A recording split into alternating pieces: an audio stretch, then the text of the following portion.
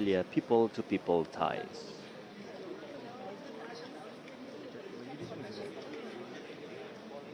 And under the Malaysia's ASEAN Chairmanship in 2025, the ASEAN-Australia Summit continues to serve as an important platform for reaffirming strategic trust and charting future cooperation.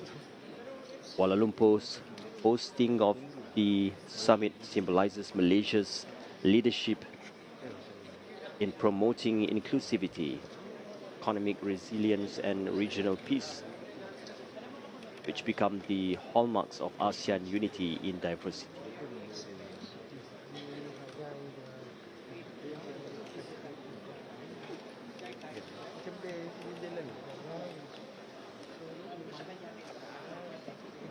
And this is one of the Kuala Lumpur's vision on to elevate the strategic ties and relationship between countries.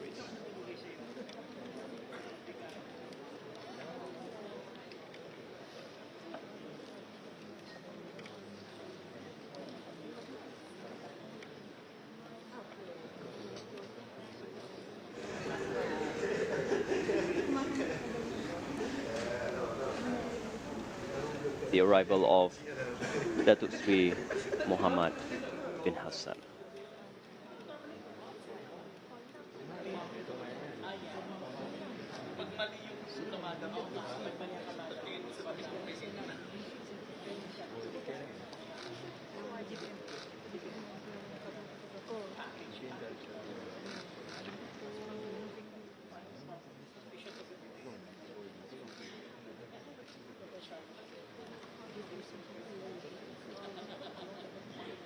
And Prime Minister of Timor-Leste.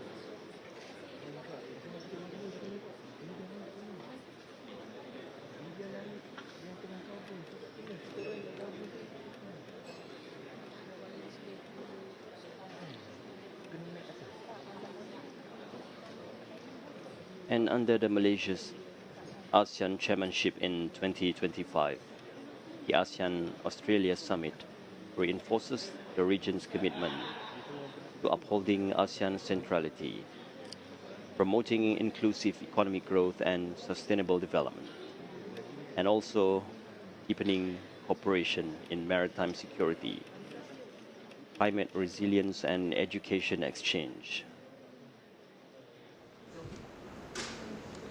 And this summit in Kuala Lumpur not only renews ASEAN's strategic partnership with Australia, but also celebrates a new chapter in ASEAN's evolution as the community welcomes Timor-Leste into its fold.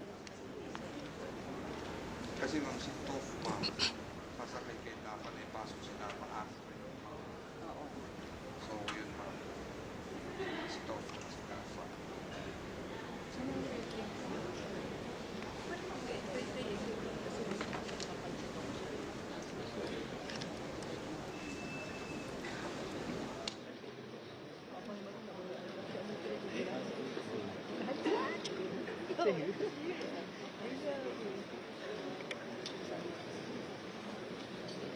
the arrival of His Majesty and His Royal Highness of Brunei Darussalam.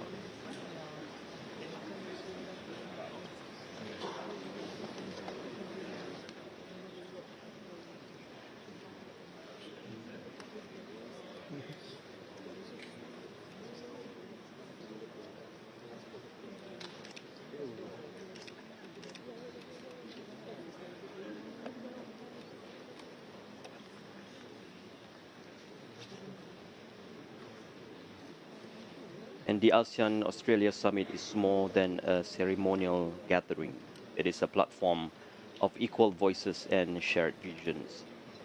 One by one, the leaders of ASEAN and Australia take their seats, which will be given the opportunity to speak and to share national perspective, priorities and aspirations for the region's future. Around this table, the voices of 11 ASEAN member states and alongside Australia, united under the banner of cooperation and trust. And now the arrival of the Honorable Prime Minister of Malaysia, Datuk Sri Anwar Ibrahim.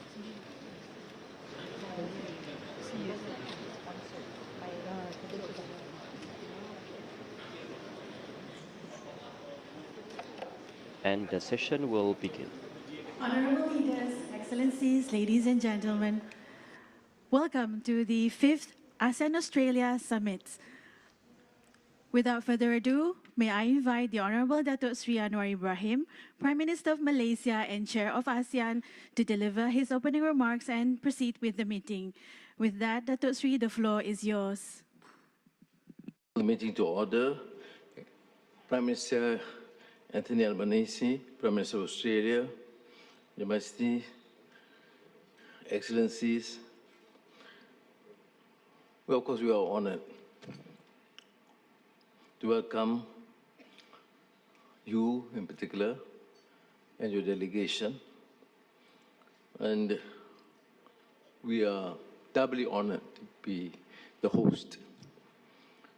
So let me express my appreciation for your, Australia's generally unwavering support for Malaysia's ASEAN Chairmanship under the theme Inclusivity and Sustainability. As ASEAN's first dialogue partner, I think this needs to be reminded, after all this controversy about Asian policy or ASEAN policy in Australia, but still on record, you are the first dialogue partner and a strong supporter of the community. And you're also the first dialogue partner to express support in the implementation of the ASEAN 25, our shared future. And then we have seen significant achievements together from the signing RCEP 2020, CSP 2021, upgrade of the ASEAN-Australia-New Zealand FTA in 23, and the 50th anniversary celebration in 24. So the meeting today is, of course, a great opportunity to exchange views and to listen to my colleagues and you yourself, Albanese, to be able to secure ways to not only navigate but to enhance this relationship.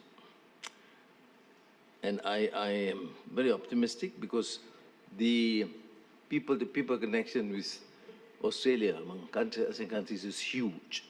Students, business, researchers, and tourists. So now, on behalf of my colleagues, I invite you, Prime Minister Anthony Albanese, to deliver your opening remarks. Well, terima kasih, Prime Minister Anwar, for hosting this 5th annual ASEAN-Australia Summit and for your generous hospitality as the ASEAN Chair this year.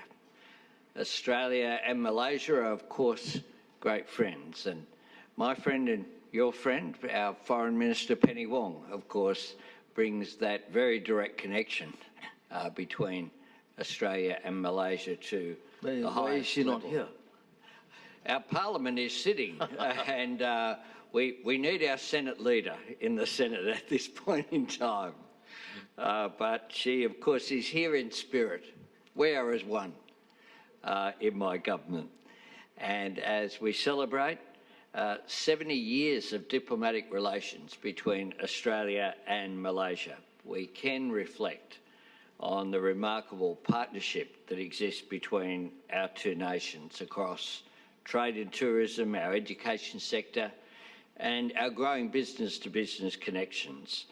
This is a relationship that is going from strength to strength. Can I also thank our President Prabowo and his representative, the Foreign Minister, for Indonesia's ongoing and invaluable support as Australia's ASEAN country coordinator. I do want to take the opportunity as well to welcome Timor-Leste's admission to ASEAN as its 11th member. As both a near member and a long-standing friend, Australia strongly supports this outcome for ASEAN and Timor-Leste and has been providing practical assistance to Timor-Leste with its accession. I look forward to my visit to Timor-Leste in January. ASEAN is central to the strength and success of our diverse and dynamic region. At its best, it brings together our shared aspirations and our collective determination to meet our common challenges. This is a forum where we can work together to build and sustain a peaceful, stable and prosperous region for all of our citizens. And I'm pleased that today we've agreed the ASEAN-Australian Leaders' Statement on Conflict Prevention and Crisis Management. This important statement demonstrates our shared commitment to upholding a peaceful and stable Southeast Asia, guarding against conflict and other potential threats to the rules and norms that advance all of our interests. As ASEAN partners, maintaining open and constructive dialogue is always valuable. The statement highlights ASEAN's pivotal role in deepening mutual trust between member nations to reduce the risk of misunderstanding, to navigate differences and prevent escalation. It draws from and builds on the vision statement that we as leaders issued at the ASEAN-Australia Special Summit that I had the great honour of hosting in Melbourne last year. My government is committed to deepening this economic engagement. We want to seize the opportunities for investment and trade that we identified through our regional strategy for 2040 titled Invested. And at a time of global economic uncertainty, Australia certainly does remain invested and committed to Southeast Asia's growth and prosperity. 3/4 of our total overseas development assistance funding benefits our region. Our $1.28 billion development program in Southeast Asia is about building economic resilience, embracing the opportunities of the digital transformation, supporting cleaner, cheaper energy to deliver stronger economies and a healthier environment, and investing in better health services and outcomes for our neighbours. Above all, Australia's partnership with ASEAN is anchored in deep trust between our nations and enduring friendship between our peoples. Just as our region's prosperity has been created through shared opportunity, our security depends on our collective responsibility and our shared agency. We cannot succumb to the fatalism that assumes that our future is predetermined. None of us are mere spectators, we're participants, we're engaged, we're responsible, and together we will shape our future. We must work together to choose and build the security and prosperity that we want for all of our citizens. And in this, we all have a part to play. Terima kasih. Terima kasih Perdana Menteri Australia and the coordinator, country coordinators, of course, Indonesia, And I'll give the floor to Foreign Affairs Minister Sugiono. Yeah. And meanwhile, Pak Sugiono, ya, ini, no, you started, terima kasih, I want to follow up in Malay. Media, please have your tea and coffee. If you have any requests, Milo or hot water, you can always ask. But it's outside, not here. Thank you very much. Terima kasih.